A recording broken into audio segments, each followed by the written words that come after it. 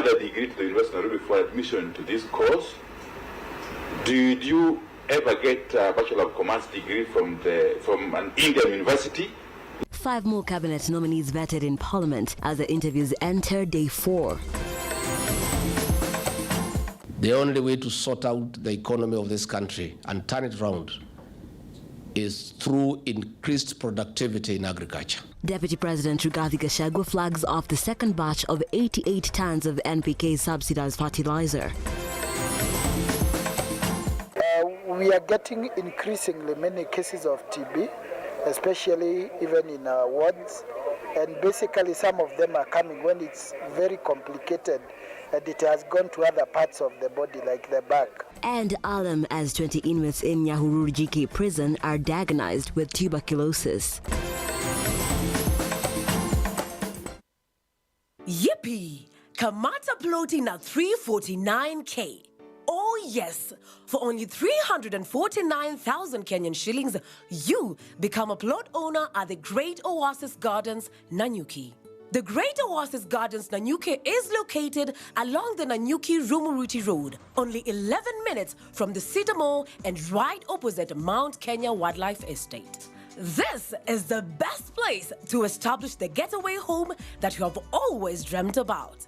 For every 349,000 that you deposit or pay as installment towards any of Optiven's plot of land, you get 10K cash back instantly. Jaza basi twende Nanyuki. Bigger is indeed better.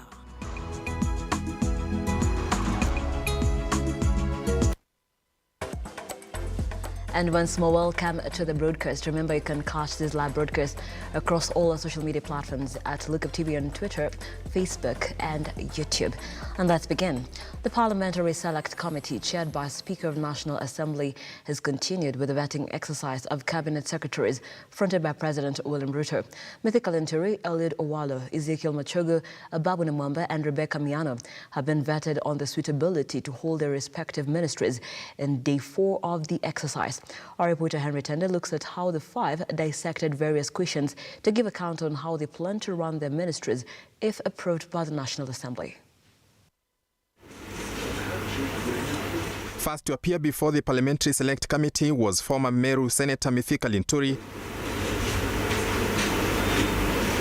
nominated by President William Ruto to head the powerful Ministry of Agriculture. Linturi fielding questions from the panel on his suitability to hold the ministry, with his credibility tainted by a number of cases facing him in various courts. You were arrested by the DCI for allegedly using forged signatures to secure some Kenya shillings 530 million loan. What became of this matter? The affidavit by one Sheila Masindi, who is the Executive Director of Transparency International, drawn on the 14th of October 2022. It is also again raising very disturbing issues. One, she of course alleges that you were arrested and charged with the offense of attempted rape on the 30th of January 2021. She goes ahead to say that the matter was eventually dropped. Okay? But the charge raised, those are her words, the charge raised serious issues on your integrity. Kindly comment, make a comment on the same. Thanks. They fixed me, framed me as the victim, and that's how I ended up in court. This affidavit from Beru and Oduor, when she decided to withdraw, has given a condition, and because he was cross-examined by the magistrate, and I've put the ruling from the magistrate here, Mr. Speaker, and which I will be willing to share, that the condition was that the person, I was required to withdraw the extortion complaint I had launched against her and the friends at the Nanyuki. That is what happened. Linturi taking time to list his plan to better the Ministry of Agriculture that President Ruto has anchored economic revolution under his administration. There is opportunity for government to grow enough or to germinate enough seed for use by enough seed for use by our farmers. Mr. Speaker, if our immediate problem is really food, and of course government will be guided by best practices from other jurisdictions that manage or that consume or use GMO, won't be guided by one of the organization guidelines. Mr. Speaker, will also be, I think, be able to take decisions and say, for example, if this is GMO, we can label the maize that you buy or the food that you buy from our supermarket, so that when you go to your own supermarkets, you are able to identify whether you want GMO or not, or choose to die of hunger and not taking GMO. So because that is a really big problem that we must really address and address it candidly. I was asked about, I think, is Raso about livestock. Livestock, Mr. Speaker, is an area that has really required serious support as far as I am concerned. And I mentioned Raso that we'll be consulting with the farmers and the county governors, especially from the 21 semi-arid areas, on how we can be able to ensure maximum productivity and reap most for our farmers through livestock. On matters education, Ezekiel Machogu was made to understand the hard task ahead of him if he is confirmed the cabinet secretary in the Ministry of Education. The financial crunch bedeviling the higher institutions of learning coming to the fore. Machogu had pressed to explain how he will deal with numerous challenges in the ministry, including the ongoing Egerton lecturer strike and the cartels that continue to frustrate development projects in various schools. We got the task. I will be able to take the education sector to another level, because, as it were, education is actually the major determinant to the success of all other sectors of the economy, right from basic to tertiary to our universities. I will make sure that all the challenges that we have, we will be able to sort them out. And mine is an open door policy, such that we will be able to engage widely with the teachers, with the union of issues, KNUT, KUPET, and every other person, because almost everyone is an interested party as far as education is concerned. Others who appeared before the panel were Ababu Namwamba, nominated to head the sports ministry, and Rebecca Miano, nominated the cabinet secretary in the Ministry of East African Commission. Henry Tende, Lookup TV. Thank you, Henry Tende, and he will be there early morning on Saturday, that is the 22nd of October, as the final day of vetting will be taking place. Moving on, Wiper Party leader Kalonzo Musyoka has castigated President William Ruto for what he has termed as personalized dictatorship and a one-man show. Kalonzo said this in a press conference held in Nairobi, where he questioned how most of President Ruto's decisions and pronouncements were approved since his cabinet is not yet sworn in. As believers in our Constitution 2010, the rule of law and due process, we are deeply concerned about the trajectory the regime is taking. We are constrained to ask, in the absence of a cabinet, who is making these decisions and coming up with the fundamental proposals that President Ruto is declaring? Is the outgoing cabinet making fundamental and binding decisions for the incoming cabinet? Are the members of proposed cabinet that is being vetted already making decisions before they are sworn in and are able to take the oath of office? Is President Ruto acting alone? Who is making these fundamental policy decisions? Who prepared the report leading to the ongoing purge of the DCI? Who decided that we can manufacture fertilizers jointly with a neighboring country or to build dams on a PPP basis. Ruto appears to be shifting fundamental decision-making from the government to himself and perhaps partially to his party. We fear that these events are early insight into the intentions of Kenya Kwanza leadership and administration and the future direction of the regime. Ruto is slowly working to increase his personal control over the regime. He's steadily moving away from the more collective and collegial leadership style characteristic of his predecessors.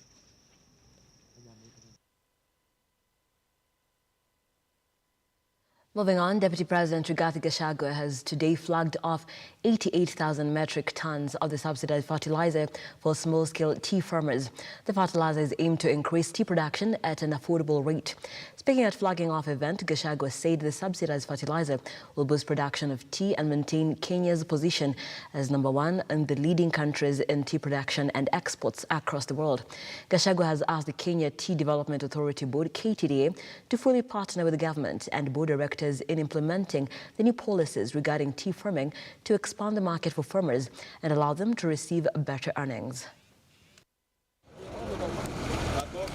I want to ask our farmers across the country, once they get this fertilizer, to apply it properly, to tend their tea, to take care of it, and make sure that we have quality tea.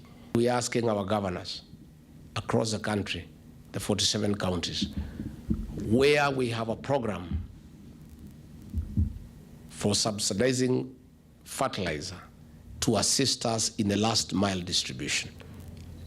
Of course, for KTDA, we don't have a challenge because you have a very good structure, the factory system. This fertilizer, the nearby counties, it should be there by today. But for the other crops, where we don't have a structure similar to KTDA, and we have fertilizer that has been subsidized by government, we'll be partnering with the county governments so that they can assist us, because agriculture is a devolved function. They can assist us in the last mile distribution and making sure that the fertilizer reaches all the farmers as intended.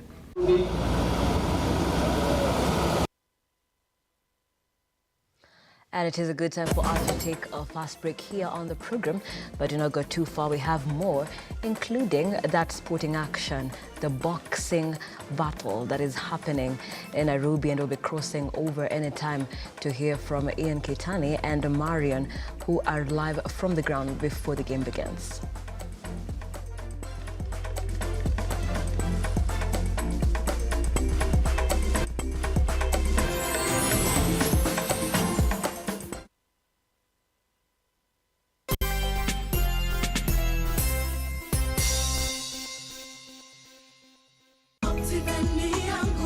Get a chance to wake up as a tourist as you view Mount Kenya every day by buying a plot of land at Wema Gardens, Naru Moru.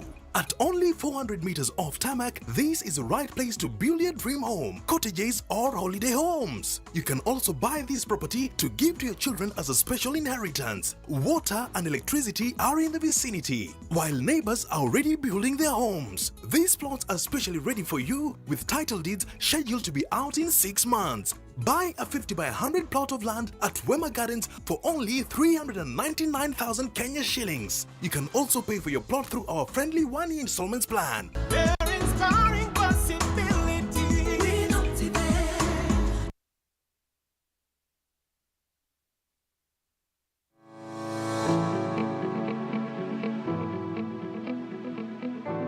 For all your football, F1 and World Cup kits, Carrington Sportswear Hub is your plug for quality sporty merchandise.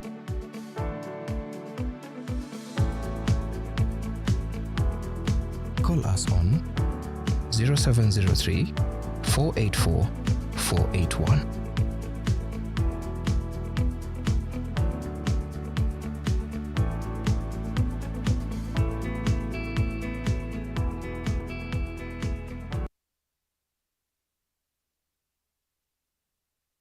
Vera Beauty and Fashion College is focused on being the leading technical and vocational training institute in the region. Our team possesses in-depth knowledge and extensive experience in the industry, offering thorough training in cosmetology, hairdressing, interior design, creative arts, training of trainers, nail technology, and fashion design. With branches in Nairobi, Thika, Meru, Eldoret, and now in Mombasa, our courses ensure that learners are completely equipped with knowledge, competency, and employability skills. Enroll today to be a part of a center of excellence.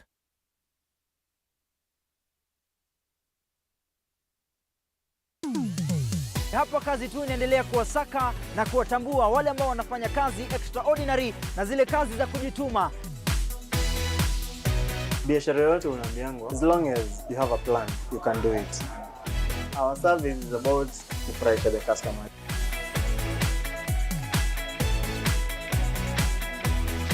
Mpenzi mtazamaji, hii ni hapa kazi tu.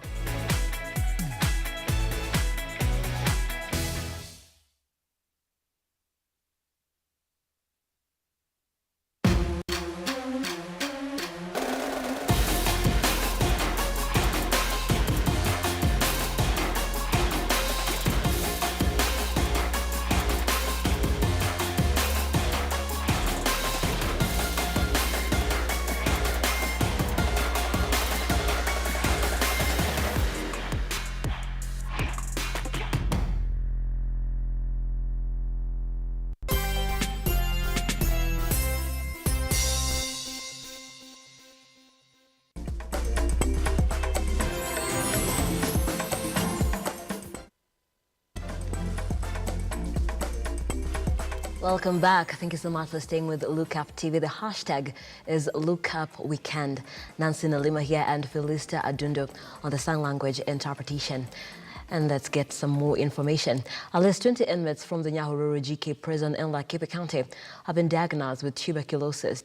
One among them suffers from the drug-resistant TB. This was discovered following a week-long screening at the correction facility. It was an exercise that was conducted by health officials from the County Health Service Department. It was a week-long testing exercise that brought to light what has been suffocating inmates in Nyahururu GK prison. According to the county TB program coordinator Murithi Wanjiku, at least 700 inmates have been screened and over 200 samples have been picked for further tests. 15 or about 80% of them are confined in one ward, what the prison authorities called one, or in one building. Lack of an isolation facilities renders our efforts to control TB in the facilities null and void. The exercise has been conducted in collaboration with health officials from Nyahururu County and Referral Hospital, where it is reported that congestion at the prison is the major contributor to the spread of the disease. This facility, based on its population and TB prevalence, is supposed to notify at least 6 patients per year. But as we speak, up to today, it has notified over 333% more. From a target of 6 per year, by the close of business today, we had notified 20. We are getting increasingly many cases of TB, especially even in our wards. And basically some of them are coming when it's very complicated and it has gone to other parts of the body like the back. Laikipia Governor Joshua Irungu noted that his administration has taken up the matter with the seriousness that it deserves, pledging that the county will start the construction of the isolation wards. Hata ile imefanya kwanza tukuje hapa ni kwa sababu hata wale wamekuwa identified na wako pamoja na wale wengine bado wanarudishwa kule kwa zile wards zao, na hiyo tunaona inaweza kuleta shida kwa wengine, na kwa hivyo ndio tukaona ya kwamba tuweze kama county tukishikana hapa na senator tukaamua kama viongozi ya kwamba ni muhimu, ni mzuri tuweze kutengeneza ile nyumba ingine, ile isolation. The officials have since recommended for the construction of the isolation wards where victims can be put to avoid further spread. Cecilia Lubanga, Lookup TV. Thank you, Lubanga, for that update. Now, a family in Naivasha, Nakuru County, is in agony after the disappearance of their 2 children in mysterious circumstances. The missing children are a 14-year-old boy and a 4-year-old girl who were last seen on Friday in a Hundu village along the Nairobi-Nakuru highway.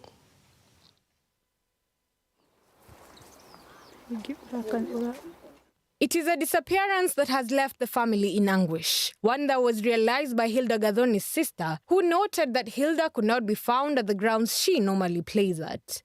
Hilda, a 4-year-old girl, is said to have last been seen playing with her cousin, a 14-year-old boy, before they both disappeared and have not been seen since. After hapo ndio sister yake alitoka shule, ako form 3. Akakuja kwangu kuangalia kama mtoto wako kwangu after kumkosa kwa shushu. Nikawaelezea, nilikuwa nimetoka bado Naivasha, nikawaelezea watoto wanaendaga kwa shushu, akasema mtoto amekosa kwa shushu. Nikamwambia tusumbilie kama ataweza ingia. Kitu 6:30 ndio akarudi tena akasema mtoto amekosa kabisa. Tukaangalia mtoto kwa boma zile ziko karibu kule kwa watoto ambao wanasoma na yeye. Inawezekana mtoto alienda kwa hao watoto, lakini hatukumpata. Saa kitu saa 2 ndio tulisema hii hatutanyamaza nayo, tukapiga duru ndio tuvutie majirani watoke sasa tuanze hiyo shughuli tukiwa watu wengi. Lucy Wanjiru, Hilda's mother, painfully shares her confusion over the disappearance of her daughter and nephew. Mtoto wangu alitoroka on Friday. Niliamka nikamtayarisha na akaenda shuleni. Sasa wakati wa kutokea shule ndio alikuja na akachukuliwa na kijana kazini yake. Kutoka hapo tumemtafuta kila pahali na hakuna pahali tumempata. Mimi tu nilikuwa nataka usaidizi. Huyo kijana anirudishie mtoto na sitamuuliza, mimi nimemsamehea. Anirudishie tu mtoto wangu. Nilijua ni alibeba mtoto juu pahali mtoto alikuwa amekaa. Alikuja akamchukua wakatoka nje kucheza na kuna watu walikutana na yeye akiwa amemshika mkono, lakini hawangejua ni kumuiba, amemuiba juu ni kazini yake na wanajuana. Kevin Kinyajui anasomea huko Githiji Primary School na alikuwa ameacha shule juu nilienda mpaka huko kwa shule na nikaambiwa akona kama mwezi mmoja hajarudi shule. Tangu shule ifunguliwe hajarudi. Kwa hivyo shule ikifunguliwa hakurudi shule. The family is now asking the government to intervene and help. Priskanjari, Lookuptv. Thank you, Priskanjari. Now, 4 Form 1 students from Nasianda High School and a 70-year-old man from Mirambe village in Kakamega County have been arrested after they were caught in possession of bang. Confirming the incident, Kongoni Area Chief Peter Lugano has given a stern warning to drug peddlers, saying they will be all apprehended. Parents have been urged to be vigilant of their children's actions. This is after a 70-year-old man, John Mutenyo, was arrested for allegedly being an accomplice to 4 Form 1 students from Nasianda High School who were caught with bang. It is believed that Mutenyo was supplying the illegal substance to the students in disguise of an ordinary shopkeeper. Vijana wa shule Form 1 wamepatikana na ya bangi, watoto wa Form 1 kutoka shule ya Nasianda Secondary School. Kufika kwa ile shule kweli tukapata wale watoto ambao wanashukiwa kuwa wanavuta bangi, wananunua kwa jirani na wanauzia wanafunzi pale. Maofisa wetu wa polisi waliwaoji na moja kwa moja tukaenda ku inspect mahali hawa watoto inasemekana wananunua bangi. According to Kongoni Area Chief Peter Lugano, he received a report from Nasianda High School principal that there were students who were in possession of marijuana at the school. A report that led to their interrogation that saw students lead the police to Mutenyo. Pale Mirembe village katika Kongoni sublocation tukapata jamaa amejifungia kwa nyumba na mahali anauzia hiyo bangi ni mahali padogo sana, na kweli tumepata bangi nyingi sana ile anahusia watoto wa shule. Huyu mtu amekuwa akiuza bangi kwa muda mrefu na anahusia watoto wa shule na watoto wadogo na maharibu hiyo kijiji sana. So tumemnasa na bangi wadhi 30,000. Tumemshika na tumemleta hapa Nangiri Police na pamoja na chang'aa lita 20. Tumepata chang'aa lita 20 anauza bangi chang'aa na lita 20. The 5 will be arraigned in court to serve as a lesson to others. Edwin John Mukora, Lookup TV. And now let's take a look at what's happening across the counties. The Majority Leader and Member of County Assembly of Mitungu Ward in Meru County, Evans Mawira, presented himself before the Meru Directorate and of Criminal Investigations offices on Friday. The Majority Leader was summoned for questioning following the protest by Meru County MCAs against their county boss, Kawira Mwangaza. Meru County Assembly Speaker Ayubundi has decried the move by DCI officers summoning Mitungu Representative Evans Mawira for investigation, saying that the matter involved only Meru County Assembly and not an individual. Tukasema ya kuwa tutaandamana zizi zote tukuje tusikie ni nini mkubwa yetu ya mbunge anaambiwa. Baadaye wakasema mimi nikiwa speaker niende huko ndani peke yangu. Nikakataa. Nikasema hii sio maneno ya mtu mmoja. Hii ni maneno ya mbunge. Tumeingia huko na my brother Rogers, tukaingia na Mheshimiwa Mwenda, leader of minority, Jim, the whip of the majority, and Evans, the leader of majority. Na vile ametuelezea ni kama hakuna kesi iko wapi, iko hapo. Mawira has, however, stated that the officers failed to present him with sufficient reason for summoning him and instead ordered him for another session whose date is yet to be announced. Waliniita tujuane, eti tukunywe chai, eti kama marafiki, lakini kamuuliza mimi si rafiki yako sababu hatujaipatana na sikuwa na namba yako kwa simu yangu, useme unaniita kiurafiki. Alafu baadaye ndio wamesema sasa hiyo kesi imekuwa escalated, CCIO wako mkutano, atatuita baadaye ndio tuweze kuongea na viongozi wengine wa bunge. The county representative called for the county boss Kawira Mwangaza to listen to their plight as they plan for a meeting with the devolved units so as to neutralize the situation. And elsewhere, a middle-aged man has died after drinking an illegal brew in Kahunto village, Kiambu County. Residents are now calling for synergy between the county government and the relevant police forces in effort to end illegal alcohol in the county. Taka wananchi ambao tunahudumia because they are the ones who are paying taxes, na nasemanga ndio wanatunulia uniform kutoka hii nimevaa, hata hii mandaraka na vapa ni wao wametunulia, tuwahudumie vile inatakikana. So let us be honest, especially when we come to that issue of license mamba. Marlon Alando, Lookup TV. And we did have to take another very short break here on the program. But remember, we'll be coming back with the Rumble fight, the boxing Rumble fight that is happening in Nairobi Charter Hall.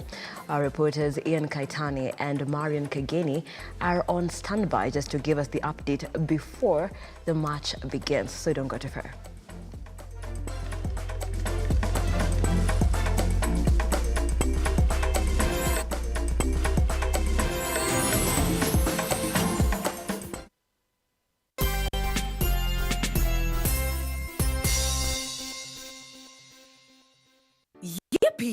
Kamata plotting at 349K.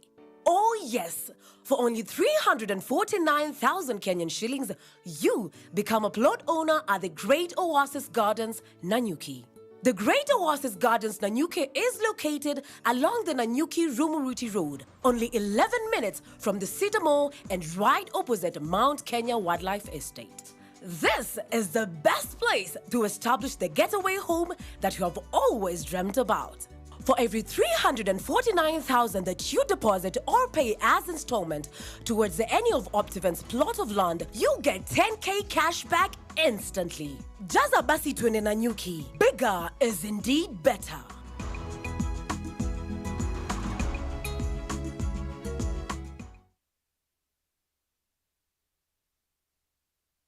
Vera Beauty and Fashion College is focused on being the leading technical and vocational training institute in the region. Our team possesses in-depth knowledge and extensive experience in the industry, offering thorough training in cosmetology, hairdressing, interior design, creative arts, training of trainers, nail technology, and fashion design. With branches in Nairobi, Thika, Meru, Eldoret, and now in Mombasa, Our courses ensure that learners are completely equipped with knowledge, competency, and employability skills.